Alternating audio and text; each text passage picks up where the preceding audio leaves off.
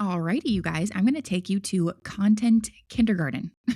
Are you ready? Because this is what they should have taught you in content kindergarten, and it's apparent that they did not do that. So let's get into it. There are so many ways right now that you are taking away your power from the content that you post, and I don't think that you even realize that. So when I say taking away your power, you know that that's something that you don't want, first of all. Like, I don't ever want to take away my power, but you're doing this to yourself. And when I say taking away your power, I don't necessarily mean that you're doing something wrong. I mean that you are basically distracting your audience from the main focus. And in case you did not know, the main focus is you. Okay. You're a leader, you're a thought leader, you're a mentor, a coach, a teacher, whatever you are, even an influencer, just a content creator. You want to make money from social media. You want people to look at you and buy anything from you. And right now, you're taking away the focus from you. And you are supposed to be the main character of your content, of your brand, of your entire business. But somewhere along the line, and I see this all the time, and it, like, honestly, it upsets me. It hurts my heart. But somewhere along the way, you made everyone and everything else the star of the show. Like, you rarely make yourself the star of the show. And then now you're wondering why your content isn't working, why people aren't liking it, viewing it, following you. And then, most powerfully, they're not buying from you. And you feel invisible, even though that you are showing up every single day. And you're like, gosh, like, why? Like, I've been doing this for way too long. Like, why isn't this working for me? And I'm going to tell you right now, it is as simple as you have written yourself out of your own story. You are not showing up like the bad bitch that you are. So today in this episode, I'm going to get really specific. And like I said, I'm getting more comfy in my chair because this is very important. I'm going to take you to content kindergarten. And the thing that you should have been taught first, but somehow it gets skipped by everyone, I don't understand, is this main character energy in your content. And you keep giving it away without even knowing it. So I'm going to ask you something. Let's go ahead and just whip out your phone. If you're listening to this on your phone, go to your Instagram profile or your TikTok, wherever you show up the most. And imagine that you are not you and you're looking at your profile. And let's just say, like, you land on your content. Okay. Do they see you? Like, open up your most recent 3 posts if you want to. Or do they see like a collection of everything else that you're trying not to be? This is like number one. Like, you're trying to prove that you're better than others or what other people are doing or other things.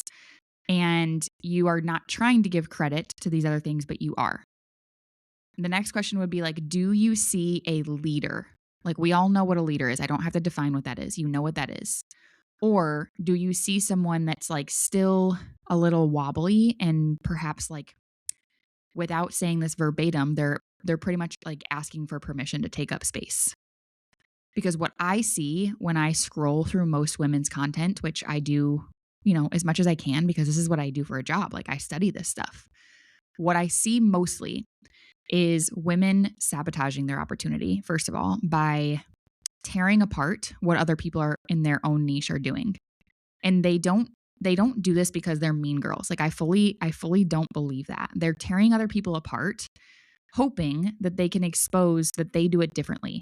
So the underlying desire is that these people who tear other people apart, like, they really do want to help. They want to make an impact. And they think that in order to prove that they are able to make an impact, they have to talk shit about what other people are doing.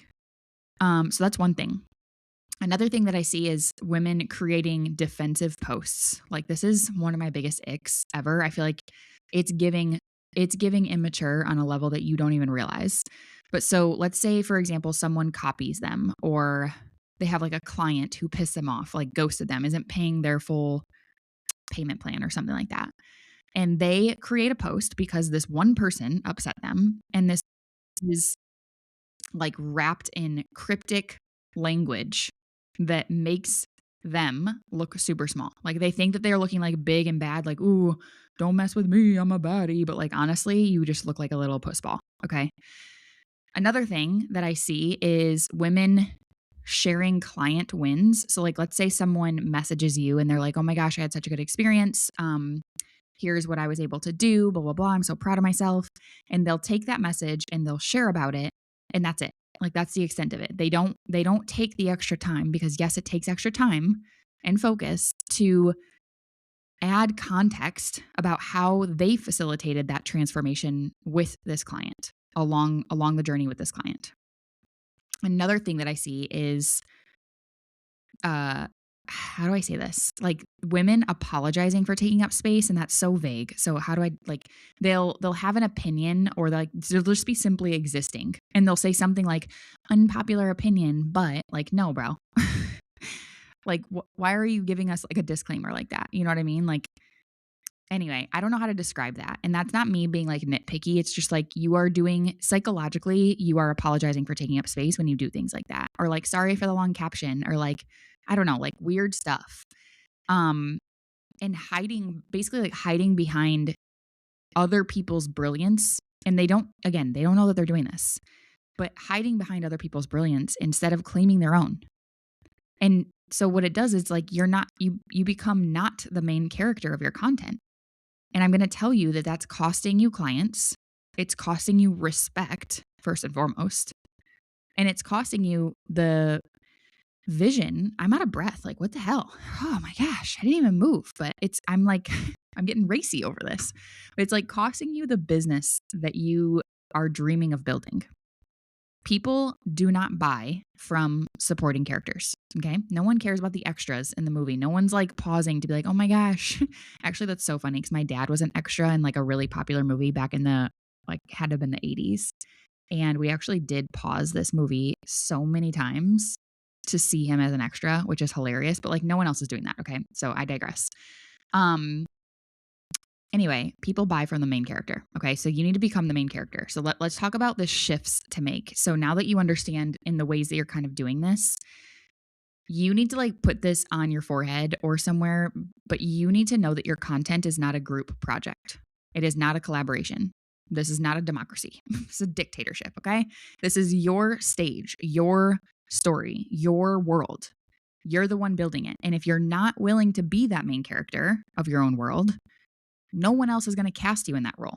Okay. This is like such a big analogy, but it's so true. Like you can't be the main character with one toe in and then 9 toes out and then claim, well, I'm consistent. I post all the time. Why isn't this working? It's as simple as like, dude, you're not like you get one opportunity to represent how powerful your work is and look at what you're doing. You're doing the bare minimum. And if you're going to spend all this time on content, start leveraging yourself. Like start, put yourself up there. Like this can't be like your work cannot be optional for people. You need to make your work essential. Remember back to COVID when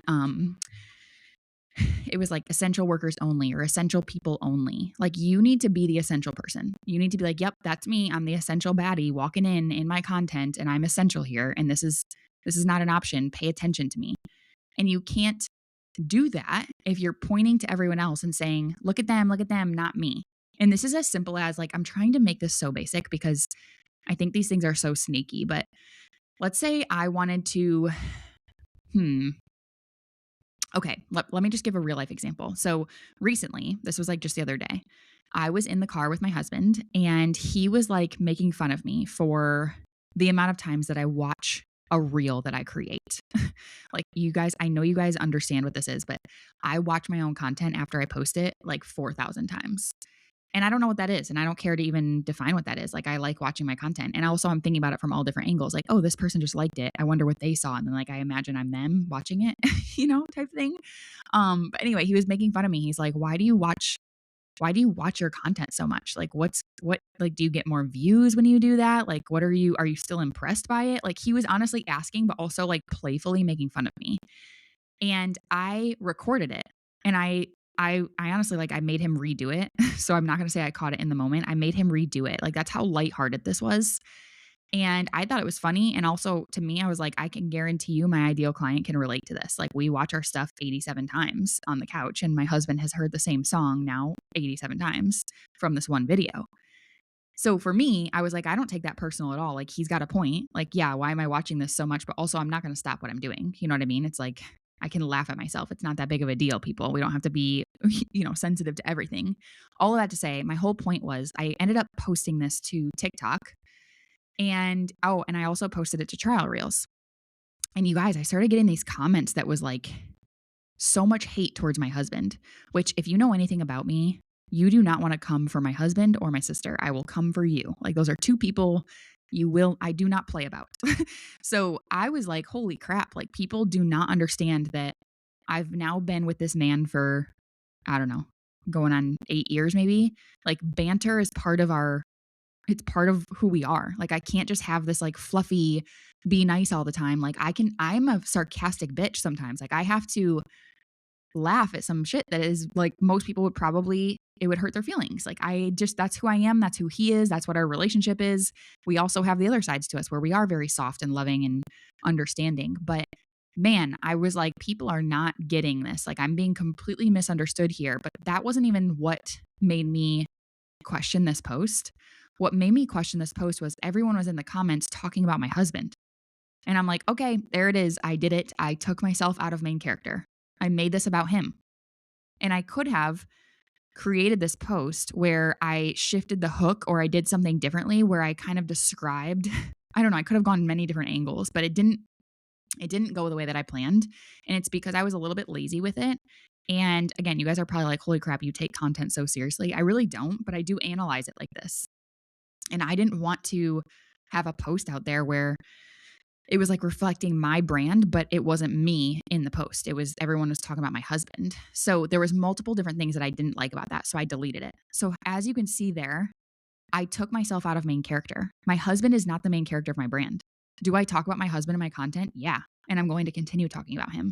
But I talk about it from my lens, my perspective, my experience, whereas that one was a little bit his lens, his experience. And it was less about people hating on him. I mean, of course, I don't like that. I'm not ashamed to admit that. But it was less about that. And it was more about like, this isn't representing my brand at all. Like he even questioned, he was like, are you sure you want to post that? Like people are going to think I'm mean. But at the same time, I was like, dude, this is funny. Like this is hilarious. Like you can't tell me there's other girls out there that aren't, watching their videos this many times. Anyway, beside the point. So I deleted it. Okay. But that was me taking myself out of main character. And these things are slippery, like they're sneaky. You don't realize you're doing it. But when we talk about creating this movement, and every single one of us, we want to create a movement. We are here to first and foremost change the world. I used to like feel weird saying that because like, who am I to change the world? Now I'm like, fuck it. I'm here to change the mother freaking world. And so are you. And I've realized like that's the type of woman that I attract into my world, like my private clients, my mastermind clients, even my membership clients. Like they're not women who are like, okay, give me the answer so I can make a ton of money. I'm working with women who have this big mission on their heart, this big desire to leave their mark on this world, create their legacy. And we can't do those things by making ourselves small. That's like another phrase that just doesn't do it for me. Like, you're keeping yourself small. Like, I'm like, what does that even mean? But you guys know what I mean, hopefully. So I want to go through some of the ways that you're doing this unintentionally, and I want to get a little bit deeper on them. I kind of hit on them a little bit, but I want to get deeper and I want to tell you what it's actually costing you. Sometimes this is really important to understand the negative impact that it's making so that you'll remember this. This will stick with you and you'll consider this the next time. So first and foremost, as I mentioned, you're being a crab in a bucket. And do you know what a crab in a bucket is? Like, I didn't know what that phrase was until my husband came into my life and he was like, women are crabs in a bucket sometimes. And I'm like, what does that mean? Basically, it's like, imagine you have a ton of crabs in one bucket and one crab is trying to escape the bucket. And the way that the crab is trying to escape the bucket is by pulling other crabs down so that it can like get to the top of the bucket. And it's not because they're malicious. It's just what crabs do. So you're doing this in your content. You are tearing apart what other people are doing in your competition, in your niche, within your same topic, hoping to share that you do it differently. We already talked about this. So things that you might say is like, unlike other coaches who just give you the meal plan, I do it like this. Or most people in this industry will tell you X, but I believe Y. I'm not like those gurus who, and I'm going to tell you what, like I'm guilty of this too. I will do this sometimes because it's lazy marketing in my opinion. And sometimes I'm lazy. I don't do it often, but what you think you're doing is you think you're differentiating yourself. What you're actually doing is you're creating a community of haters. Like you're building people that hate other people, not lovers for your work. You're not building lovers, obsessed people with your work. When you lead with what you are against as a human, like it's important to create an enemy in your work. I say this all the time. Like it's very important to have an enemy, but the enemy is never a human. The enemy is a common problem.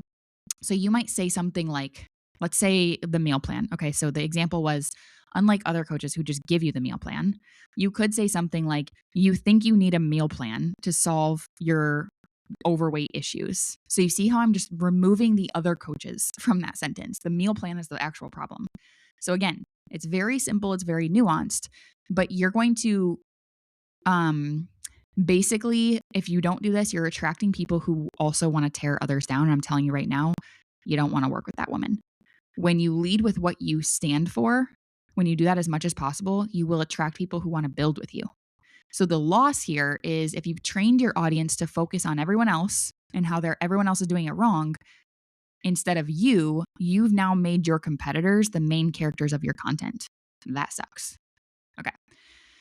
We've got that. Number 2, defensive content. This is, like I said, one of my least favorite pieces of content. Like I will unfollow, mute, block, whatever I have to do the moment that I see someone create this. I literally do it every single day because I'm like, why? Why are we doing this? Let's say, again, the examples could be like someone copies you, or you have like a client default on a payment, or like abruptly leave your world and like that just pisses you off. I don't know, something that makes you upset because somebody else did something to you, let's just say. And then you decide, okay, there's this one person that's pissing me off. Instead of focusing on the other 75 to 100 people that are not pissing me off, I'm going to create one cryptic post about this person who's pissing me off. And I'm going to say something like, it's really interesting how some people think they can just take what's not theirs. I don't know. That's like really extreme, but you get what I mean. Like, or saying something like, I've learned that not everyone is ready for this level of work. Do not hire me if you're going to default on your payments. Like, you guys, I cannot. Like, what are you doing? And you think that you're processing, you think that you're being real, but what you're actually doing is making yourself look like a freaking crybaby, a baby back bitch, which is undoubtedly attracting more crybabies and baby back bitches. So unless you are willing to describe the situation in specificity, okay? So if someone, let's say they are defaulting on their payment and it's pissing you off, and unless you're willing to describe that in specificity in your content and then describe how you are navigating it, just let it stay behind the scenes. Because I'm not telling you can't talk about people that piss you off. But again, if you're just talking about people that piss you off, you're distracting from the focus. Instead of saying, here's how I'm handling, this is the situation, here's how I'm handling it, you keep yourself main character. Your audience does not need to know every time someone makes you mad. Holy crap. They need to see how you actually handle yourself being pissed off. That is like elevated woman times 10. You will stand out amongst the masses when you can get real like that, but most people can't. So the loss for this one is you start to create this reputation of being reactive instead of being powerful. Yikes. You literally look like someone who's being shaped by circumstances instead of someone who shapes their own circumstances. And I'm not paying someone who's just like being a little crybaby, baby back bitch. And neither are you. Okay. Third one. So you share client wins without context. This one's like a little less spicy, but let's say, again, you get a screenshot message from a client that says like, oh my God, Chan, I just made $10,000 from my launch. And let's just say I posted it with a caption, or like I put it in my stories and I'm like, so proud of my clients. We win around here. And that's it. Like, bro, no context about where this client was before the win, no explanation of how I helped facilitate this transformation, no specificity around what I actually do, which makes me believe as a premium client, which I am, I would sit there and think like that's got to be luck. Like there's no way that you know how that happened. It's just like you probably just had a high caliber client do some work. Versus like I need to stop assuming that people are going to understand that I was part of this journey, and I need to make them know. I need to make sure that they know that I was a part of this journey with this client, with this win. So the loss is that you've made your client the main character of the transformation story, not you. Now, there's a nuance to this because you also need to remember, and I've talked about this in many different episodes, when you're talking about client wins, you also need to make sure you're not positioning yourself as their hero. They're still their own hero. You are the guide. You are the facilitator. Yes, you have answers, but they did the work. So let's credit them where credit is due. But you want your audience to be both celebrating the win and you as the leader. There's a way of doing that. I teach this in my world, especially if you're not inside of the Evolution Content Membership, you need to get your little booty in there, okay? Because that is like, talk about essential. That is an essential place where you need to be. When they're ready to hire someone, they're not going to think of you even though you have client wins because they have no idea what you actually did here. So they can't see you as a solution to their problem, okay? All right. The next one is like, this might be like getting into a different topic, but I also feel like it's necessary here, is you never talk about anything outside of your niche. This drives me nuts, you guys. Drives me nuts. Like, if you want people to be engaged in your content, if you want new followers coming in, if you want clients to be obsessed with you, like even your paying clients, this is important for them, then you need to make damn sure that not every single post is about your freaking business. Like, you're boring us, dude. I'd rather watch paint dry. Not every post needs to be about your offers, your frameworks, the problems that you solve. Like, I either need to tell you to get a life or share about your life. Like, no one knows who you are in real life. So what you do on the weekends, what books are you reading, what you're obsessed with that has nothing to do with your business. I don't know. You might describe your own wins or your own projects, but right now there's like no personality. There's no dimension. There's no humanity. It's just very blah. And the loss is very obvious. You are forgettable because you're not being a person. You're being a business account. And people don't, like, even Gary Vee will post about his wife, you guys. He'll post about things outside of his freaking niche, okay? People don't build relationships with business accounts. They build relationships with real ass people. Be a real ass human. I'm swearing a lot, and I'm not sorry. Okay. Let's see here. Oh, another one is, this one like makes me really sad, actually. You are over crediting everyone else in your journey. So every single time like you want to brag about something or you want to talk about an accomplishment, you start that post with like, thanks to my mentor, or I learned this from my coach, or shout out to insert guru name. And you're so busy pointing to who taught you something that no one can see you as the authority. You're literally taking away your power. You've metabolized a lesson. You're the one who lived it. You're the one who has turned it into your own experience, your own whatever. It's time that you own that. So the loss, if you keep doing this, is that your audience still sees you as a student, not a leader. And when they are ready to invest in someone, they are going to skip you. They're going to skip right around you, and they're going to go hire your mentor instead. All right? So we talked about the one where you apologize for taking up too much space. Like, sorry for the long caption. This might be a controversial take, but, or like just my 2 cents. Or like, I know this isn't for everyone, but like, dude, it's like you are softening your presence before you've even said anything. Knock it off. Okay. So with this one, like, you're basically training your audience to practically dismiss you before they've ever finished consuming what you posted. And you are putting out a signal that what you're saying, your perspective, is not worth their full attention, and they believe you. So enough of that, okay? I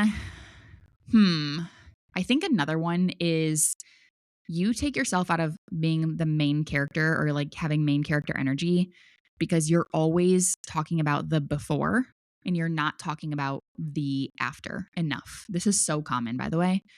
Every single post is about what you're struggling with or what you did struggle with or like what you learned, what you're figuring out. You never show the win just for the sake of the win. You never show the transformation. You stay stuck in like relatable struggle. It's like Isn't the word like commiseration or something? I feel like that's what you thrive on that because it feels safer than claiming your own power, which is crazy. And so the loss is that your audience cannot see you ever as the solution because you're always positioning yourself as the freaking problem. So, okay, I feel like that's enough. We're just going to pause there. I could keep going because I have so many ideas with this because obviously like this shows up in content a lot and it's one of those things where if you're listening to this episode, you probably just needed this gentle shake to wake you up a little bit. And I can guarantee you your content is going to change from this point forward. So what I want you to understand is that every single one of these things that I just went through is a choice. It's a choice to make someone else besides you or something else the main character. And you are choosing to dim your own light, choosing to quote unquote stay small. And I totally get it. I've done these things too, or else I wouldn't be able to talk about them because sometimes it's like, it feels a little safer to deflect and to hide behind certain things. You think that you are giving power by doing that, but you're just not. Power is in your presence. Main character energy is powerful. So start paying attention to where you're giving away your power in your content, where you're pointing to everyone else or something else instead of yourself, where you're basically apologizing for existing, where you're making the haters, the circumstances, the main character of your story instead of you. And the second that you reclaim this energy, everything is going to change. Even the way that you freaking walk down the street is going to change. But most importantly, your content is going to become magnetic. And your audience is going to be obsessed with you and your work in the best way possible. Your business becomes inevitable at that point. The byproduct of all of this is you're going to make more money. And it's not because you're doing anything fancy, but you're just finally letting people see you. So don't forget that you are the main character here, okay? You're the main character of your brand, your business. It's not your mentor, not your competitors, not your client wins. It's you. Alrighty? And yeah, I'm excited to see what you create. I'm excited to see how you shift some things. Keep me posted. Slide in my DMs. I love hearing from you guys. And I think that's a wrap. I hope you have a beautiful day and I will see you next week. Mwah, mwah, mwah.